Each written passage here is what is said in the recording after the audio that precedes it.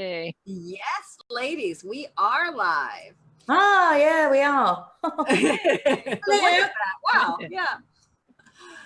So welcome, ladies. Thank you so much, Sammy D, for taking a moment out of all of your hard work that you've been putting into the launch of Discover Your Path You. Thank you so much. You know I love this panel, Beth. I wouldn't miss it for the world.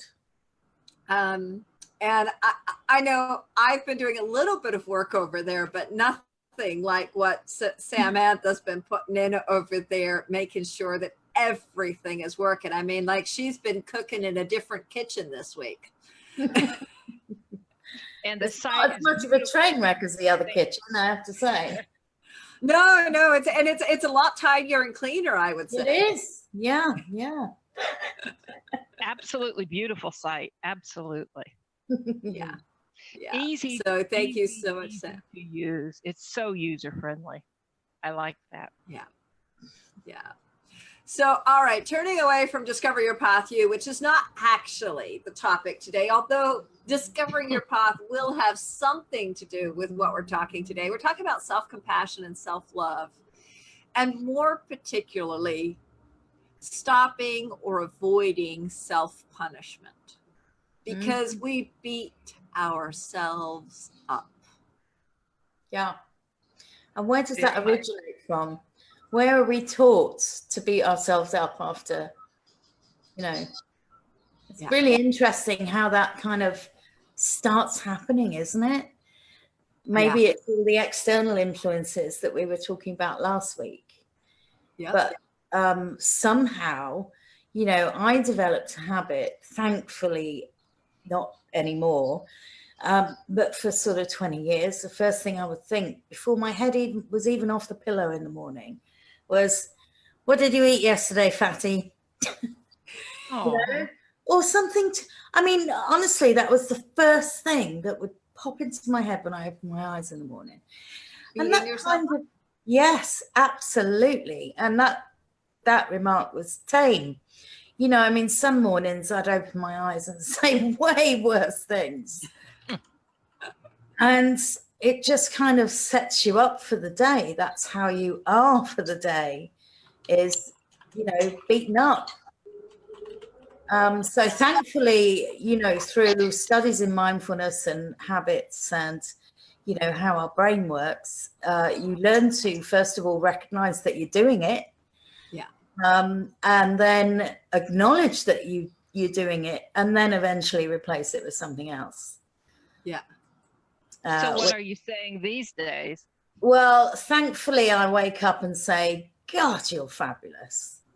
Or something equally, self-adoring. Yeah. Well, you are. But it means I wake up with a skip, it's just,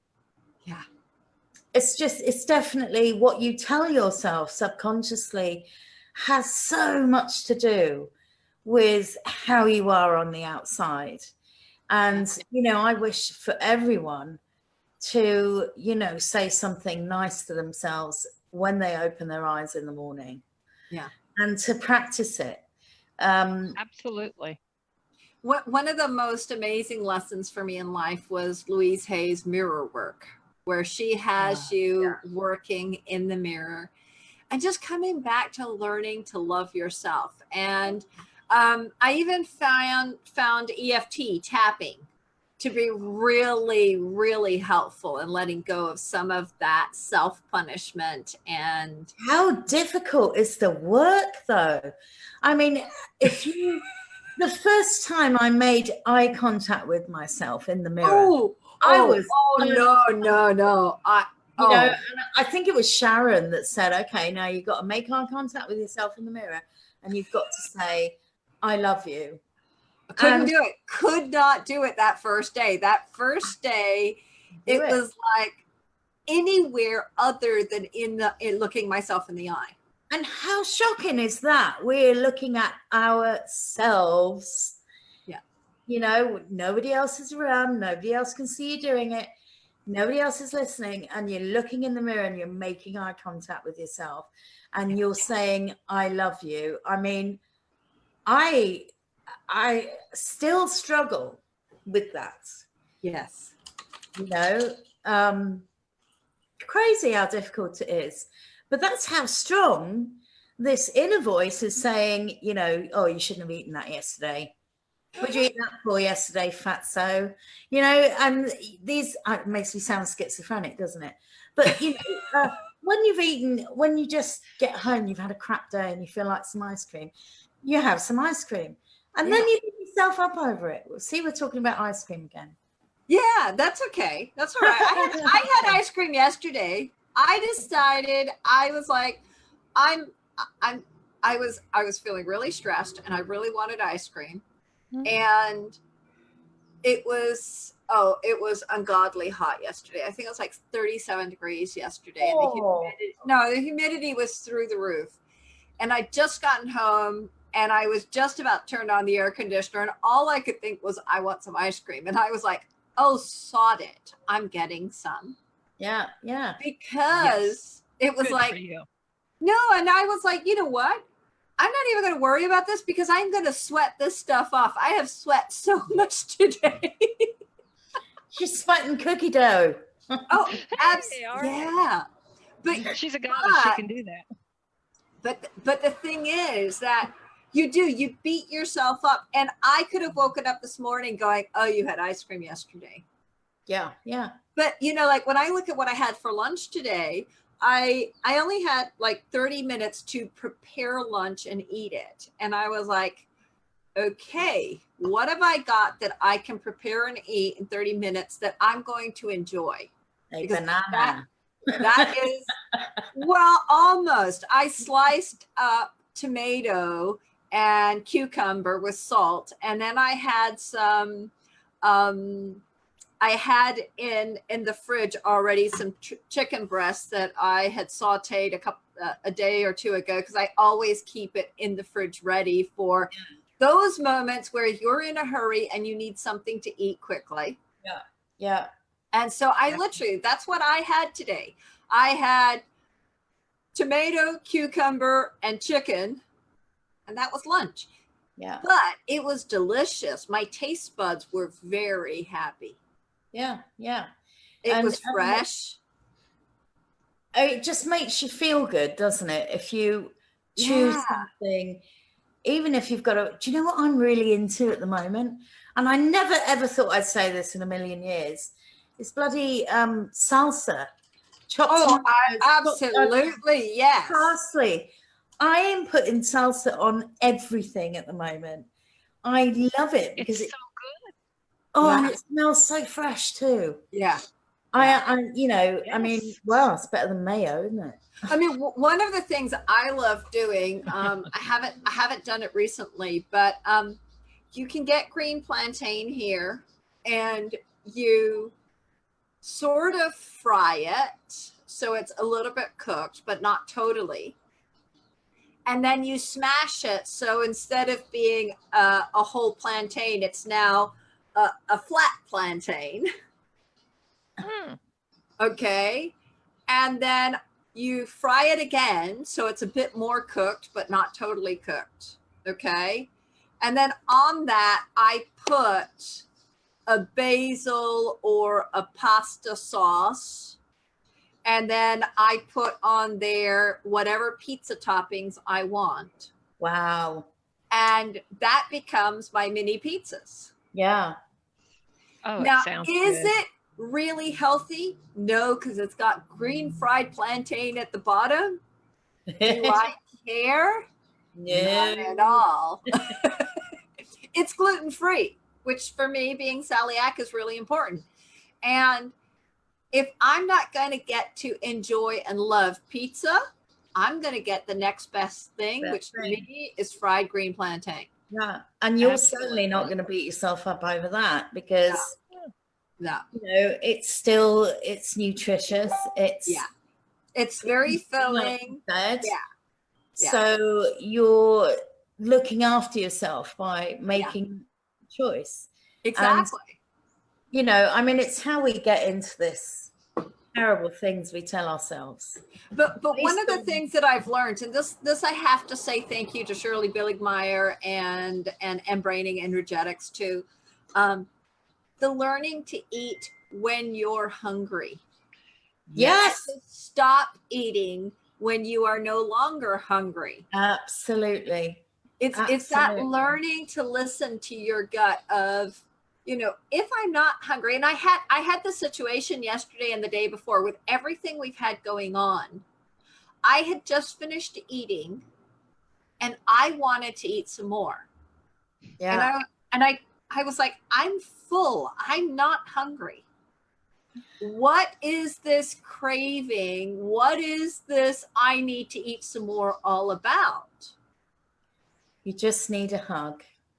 It was, I needed to take time out. I needed to take care of myself. And so I ended up just sitting down on the sofa with little Miss Five and having a conversation. Yeah. Perfect. I mean, Perfect. how amazing is that? I mean, you know, for women who have spent donkey's years having, you know, eating disorders and being overweight and so on, you learn, well, I wouldn't say learn, but you kind of forget what it feels like to be hungry, because you're not listening to that voice that says, actually, you're not hungry, you just need a hug, or you just need some fresh air, you know. And I've probably mentioned this before long ago in a panel, but when, you know, when you start learning what hungry feels like, you think, wow, yeah, I'm hungry. Yeah. It's that kind of feeling that your body is talking to you instead of your, you know, putting stuff in there. And it's saying, okay, you know, it's be a good idea to eat something now. Yeah. And, I actually did some research on it for my book, and the biological processes that happen in order for your stomach to rumble, right? Yeah. It's absolutely fascinating, you know. And I was like, wow, you know, I didn't know all that happened. And especially if you go into the whole thing of the Garelyn, I think it's called, and how it advises you that you're hungry. Yeah. And then how the fat cells are actually what advise you that you're now full. And they mobilize. Okay. Yeah. Yeah. But the thing is that we're so focused on the mouth and the tongue, we're not listening to all the rest. And we're so focused on finish what's on your plate. Or worse yet, we're focused on the TV or something else, and we're not actually paying attention to the here and now. Yeah. I mean, the finishing everything on your plate is a learned behavior. Yes. And if you think about certain generations whose parents grew up in the war on rationing and so on, yeah, you know, if you visited your grandma's house when you were a kid, you absolutely be to feed you, because they grew up in a place during a time where there was nothing. So they're expressing love by feeding you, and therefore you finish the plates. Yeah. And that's where that thing is learned from. And I remember being in kids' school, you know, 6 or 7, and the dinner supervisors walking around the tables going, no, you got to finish that. No, you got to finish absolutely that. Yes. So you learn these things, you know. So I mean, it works both ways, doesn't it? You get to sort of an age where, oh well, you know, I was taught that I'm supposed to finish this. Yeah. I mean, and one of the biggest things that I have with Isabella is that I don't tell her to finish anything on her plate. And there's times where I look at what she's eaten, I think you haven't eaten enough. Yeah. And I struggle to let her get up from the table and walk away. But I have learned to change the question. Yeah. Yeah. And the question is becoming, has your tummy had enough? Not have you had enough, but has your tummy had enough? Because I want her to go down to the stomach. I want her to take note of what does your gut and your tummy say, as opposed to, are you in a hurry to get back to playing? Yeah. Yeah. Because I know that, you know, what's getting her up from the table quite possibly is her mind going, I'm ready to go play now. Yeah. And that's not really where I wanted to go, but I've been really good about saying to her, has your tummy had enough? Yeah. And, you know, I mean, it's quite a fine balance for adults, because today, for instance, you know, I got up at 6 a.m. and I was right hip deep in code by 6:45. And I looked up at 4 p.m. and I'm like, you haven't eaten anything today. Which is also have to avoid self-punishment then. Exactly. You know, and I always feel a bit bad when I do that, because I'm like, you know better. Come on now. You got up and you said, yeah, it's going to be amazing. How can I be better? You know, you get up and make tea, and then breakfast goes out the window, and then you kind of well, and I know for me, today was a bit like that. It was 1 o'clock, gearing up to 1:30, and I hadn't eaten yet today. Yeah. It wasn't even on my mind really, other than, oh, that feeling of emptiness might be hunger. Yeah. And I've kind of taught myself to enjoy recognizing that. Yes. But today, you know, I was rushing around with the site, and then I had to do some errands for, you know, I had to take my dad somewhere. And so I kind of went into that old, oh, it can wait kind of mode. And then I rushed a meal, and because of my specific physical situation, i.e. the gastric band, it said, you don't get to rush a meal, Sammy. You don't get to rush a meal. You're not allowed to do that. Exactly. Yeah. Not happening. So, I enjoyed the consequences of that not. Yeah. And so, you know, I had a grounding from Andrea, and she's amazing. Yes. And I thought, no, we're just going to reboot, and we're going to, you know, drink some water and eat slowly when it's time to eat. So, yeah, you know, it's a learning process still. Yeah. And I think that we have to be gentle and kind to ourselves about it's a learning process, and there are going to be days when I mess it up. There are days still, and I would say I'm at my ideal size and weight. I have no idea what my weight is at the moment, because I actually threw out the set of scales. But Good for you. According to how my clothes fit and how I look when I look in the mirror, I'm like, yeah, I'm there. I don't know what the weight is, but I'm there. Yeah. And you know you're healthy because you spend so much time thinking about what you put in. Yeah. And you probably feel radiant, and you exactly absolutely radiant today. Yeah. You know, so what else is it that you need? Yeah. And even so, there's still days where I've eaten half an hour ago, I am still full, and I've got a craving, and I still eat again because I satisfy the craving, as opposed to going inward and saying, what is this really about? Why am I eating on top of eating? Yeah. Okay. Yeah. And it's still sitting there going, okay, so what was going on? What in the external world did you think you needed to fix with food? Yeah. Yeah. Mm-hmm. And so, you know, it's having that self-compassion to say, okay, so I had one bad day. That's fine. Yeah. So what? Big deal. So what? I still can love myself. I mean, even saying so what is better than saying, oh my God, I can't believe you did that, you horrible, ugly person, you know? Yeah. Anything but that. Yeah. You know, some mornings I get up and pull a silly face in the mirror, you know, and then I stop and say, while I'm making tea, I drink water, which is just joyful for me. I absolutely love water. And then I'll make breakfast. But then some days that just, it's gone out the window.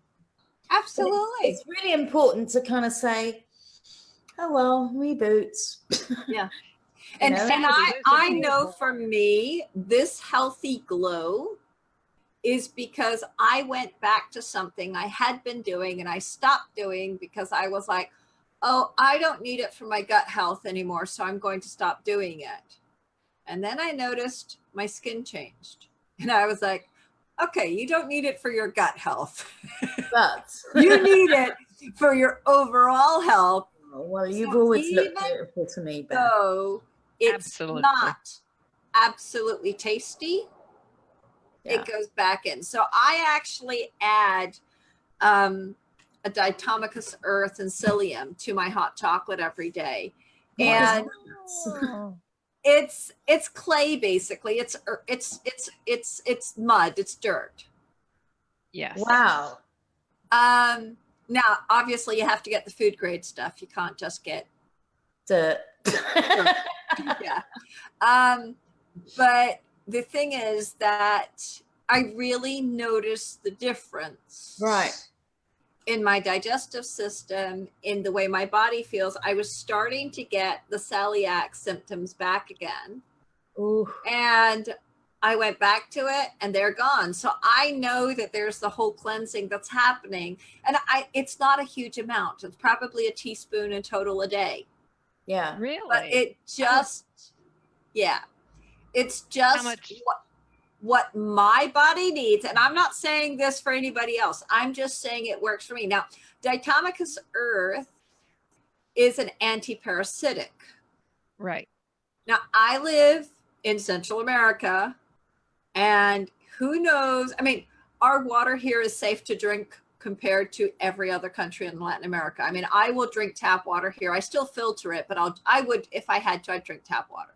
Yeah. But my biggest problem after celiac was SIBO, which is small intestine bacterial overgrowth. Okay. And that came about because after the celiac, they gave me 4 weeks of antibiotics and killed the Helicobacter pylori along with all the other good bacteria in my intestinal tract. It's so difficult to get that balance back, isn't it? Yeah. And getting the gut biome in order is nuts. Oh, so even though I take probiotics and everything, what keeps me personally in a healthy space in my gut health is the Diatomaceous Earth, because it kills all the bad bacteria. Susan's already shopping on Amazon for that. No. Oh, no, see that look of concentration on her face. Yeah. I have used it before, but it's been a long time and I haven't thought about doing that. Well, I mean, it's not like I said, it's not something I would say to everybody, because my particular issues are very specific. Absolutely. But it's noticeable in your radiance. I mean, it blew me away about 5 days ago. I'm like, I don't know what she's doing, but I like it. And that's exactly what changed. I went back to putting it back in my hot chocolate. Yeah. And isn't it nice when you are so in tune with yourself that you're able to recognize that? Yeah. Instead of just shoveling stuff in, you're kind of noticing what sits well with you, what you need. Yeah.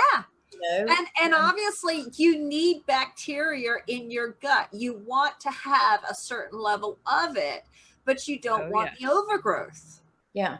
Yeah. And so for me, just having that small amount of this, because if I go and take antibiotics, I'm going to kill all of it. Yes. In a heartbeat almost. Okay. And that's not going to do me any good. So, I need something that just keeps that perfect balance of you've got it, but you don't have too much of it. Yeah. And what I like is, even though it doesn't taste the best, you choose to love yourself enough to do what is really good for you. And it's sitting in my hot chocolate. That works. I can't imagine that tasting. I've got some holly chocolate, hot chocolate with chili.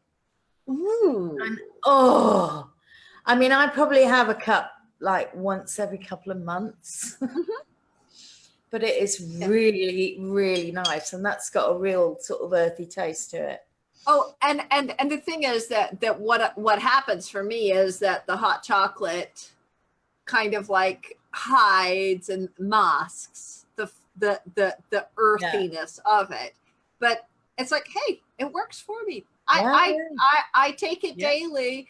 And so literally I get home with my thing of hot chocolate and I just mix it up immediately. The entire thing of hot chocolate that I just bought with Diatomaceous Earth. And then every day I make my hot chocolate straight from that without even having to think about let's mix it up or anything like that. It's just, okay, I just mix it. So yeah, but it is, how do I love myself enough? And I really did. I mean, I noticed the difference in my skin the moment I went back to it. Yeah, that's amazing.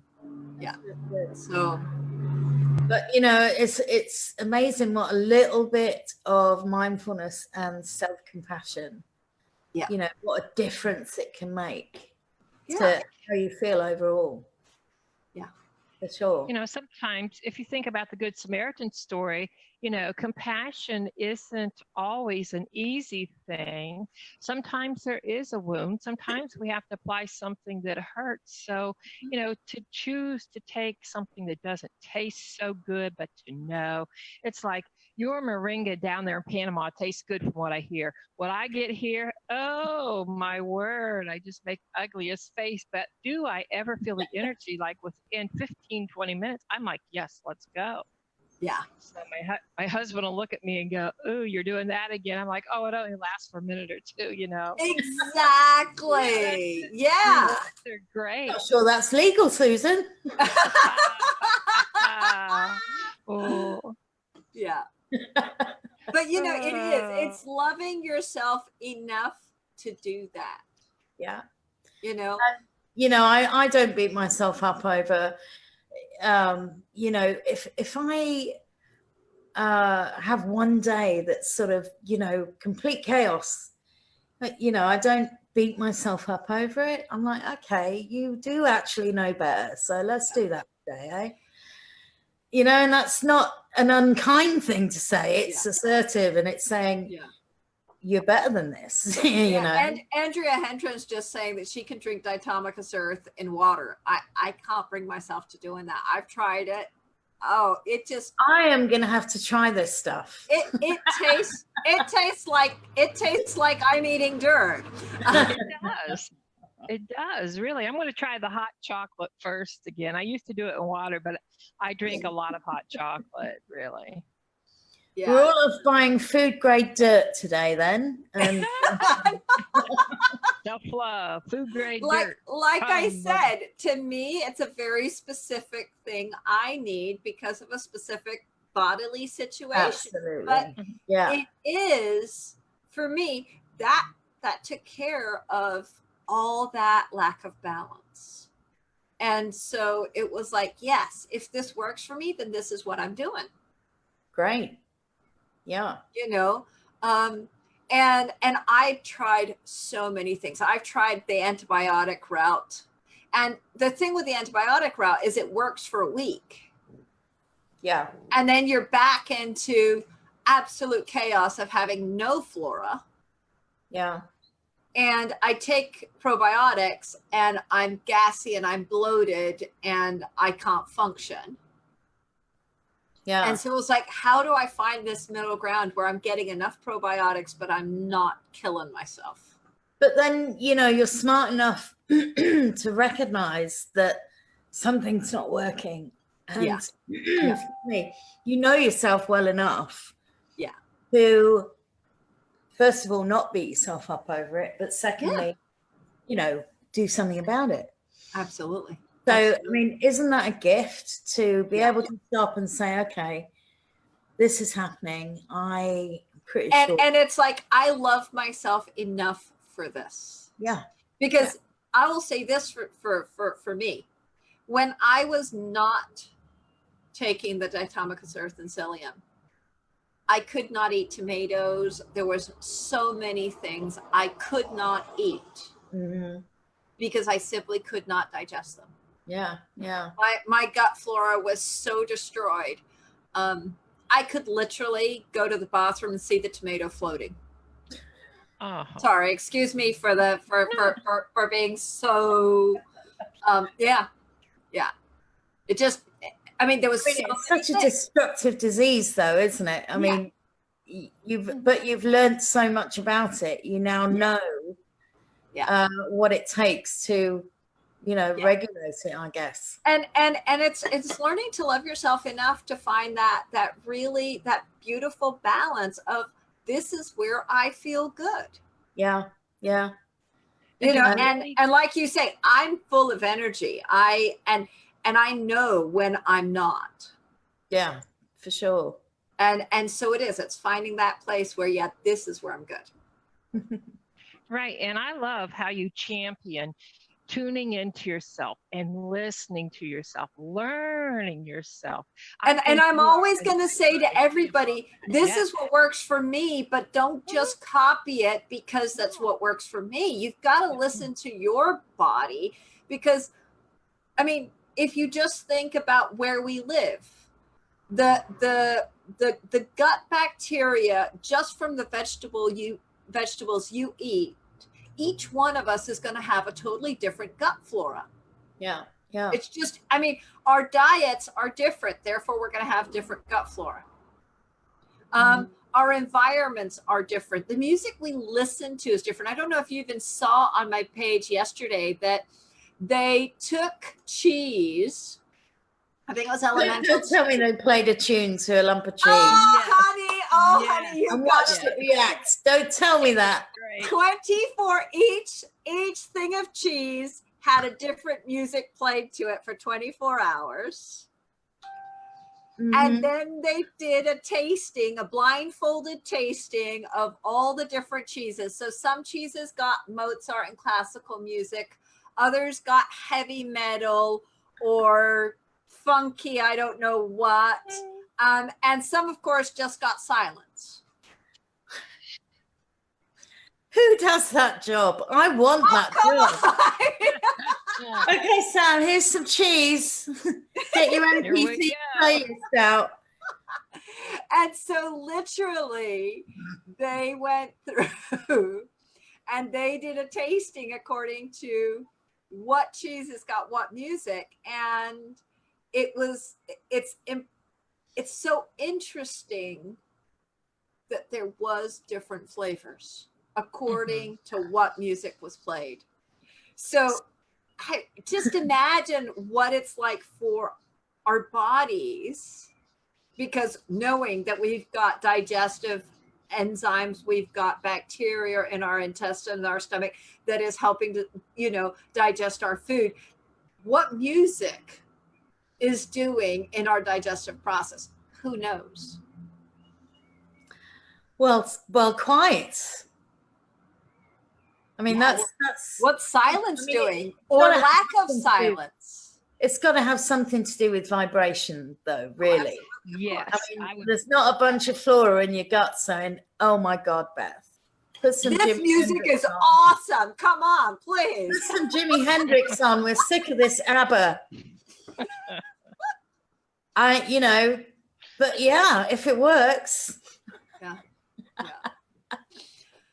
Oh, anyway, guys, we have gone way over time today, but this has been so much fun. It has been. Sing to the cheese. Listen to yourself. Do you need silence? Do you love yourself enough to take a little something yucky? Yeah, absolutely. It's been all over the map. So it's been all over the place. But really, I mean, this is all about self-love. It's all about how do I love myself this week? Yes. Or even today, because things can be different from day to day. So absolutely, you do what you can. But I would say be mindful about it and don't beat yourself up if you can't. Yeah. So thank you guys all for listening to us today. We'll see you all in the group Nourish, and we will allow Sammy D and myself to get back to the Discover Your Path You launch and what we're working on over there. Thank you all, and bye-bye. Thank you. Bye. Bye.